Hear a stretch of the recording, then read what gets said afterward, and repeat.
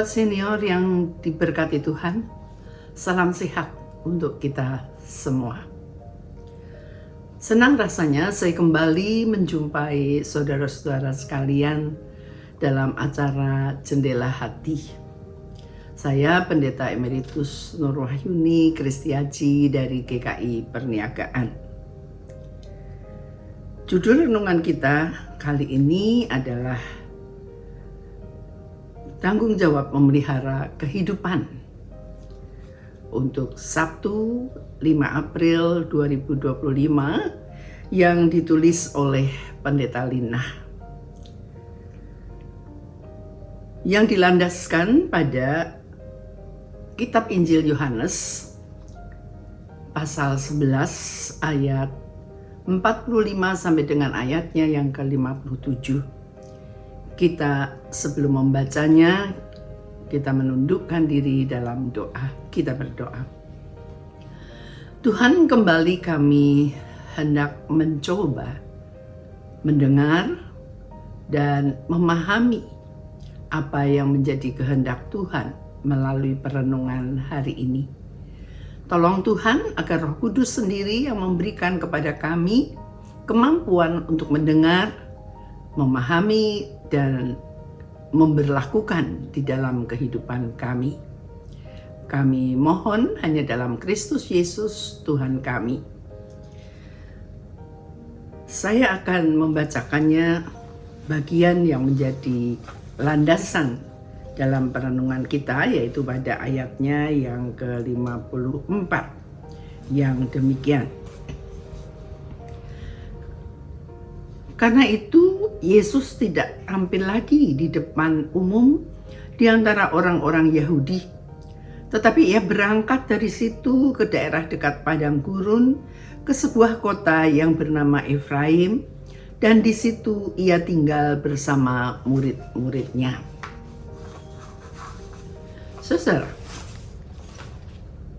kesadaran akan bahaya yang mengancam membuat kita memiliki kewaspadaan dan berhati-hati dalam setiap tindakan kita. Kita akan memperhatikan apa yang kita makan supaya makanan itu tidak berakibat buruk bagi tubuh kita. Kita akan memeriksa apakah kompor sudah dipadamkan dan pintu sudah terkunci dengan baik sebelum kita pergi meninggalkan rumah. Dan kita tahu bahwa Tuhan menjaga dan memelihara kita. Tetapi tidak berarti bahwa kita boleh menantang bahaya dan melepaskan tanggung jawab kita di dalam memelihara kehidupan ini. Ketika Tuhan Yesus tahu bahwa orang-orang yang menolaknya bersepakat untuk membunuh dia, dengan sengaja ia tidak lagi tampil menunjukkan diri di depan mereka.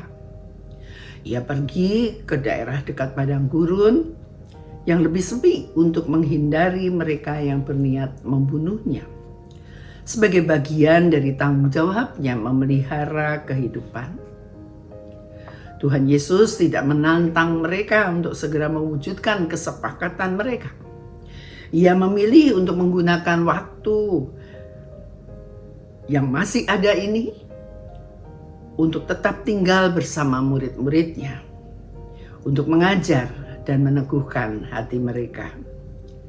Sahabat senior, tidak seorang pun di antara kita ini tahu apa batas umur kita. Tetapi selama masih ada waktu, kita bertanggung jawab untuk terus memelihara kehidupan dan menjalaninya dengan benar sesuai dengan kehendak Tuhan.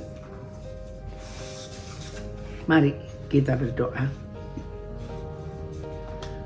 Tuhan, tolong kami untuk menghargai kehidupan yang Tuhan karuniakan dengan mengerjakan apa yang menjadi tanggung jawab kami dengan benar di dalam memelihara kehidupan ini. Dalam Kristus Yesus kami berdoa. Amin. Demikianlah renungan kita hari ini. Jangan lupa subscribe, like, dan bagikan kepada yang lain. Tuhan memberkati.